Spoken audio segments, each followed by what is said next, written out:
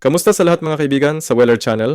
Ngayon, ipapakita ko sa iyo kung paano ayusin ang issue ng mga headphone na naka-plug-in ngunit walang tunog sa Windows 11. Una sa lahat, pag-aralan natin ang mga banal na problema. Una, suriin muna ang mga earbuds mula sa iyong telepono upang makita kung gumagana ang mga ito. Ito ay kanais-nais dahil kung hindi ito gumagana, kung gayon ang mga problema sa software ay hindi makakatulong sa iyo. Ang susunod na paraan ay upang suriin ang output mismo.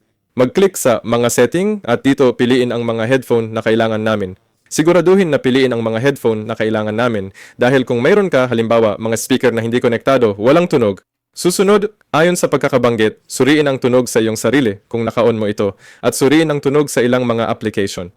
Dito. Dahil maaaring sa isang particular na application ay naka-mute ka lang ng tunog. Narito ang susunod na tanong tungkol sa mga driver.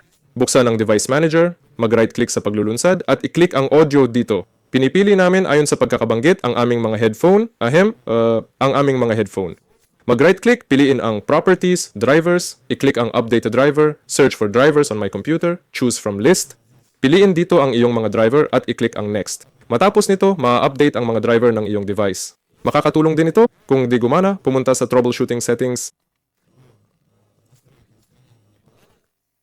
Dito, i-click ang Other Troubleshooting at piliin ang Audio Run.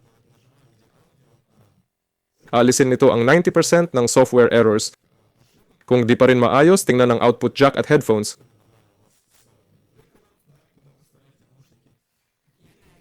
Kasama nyo si Weller, paalam sa lahat.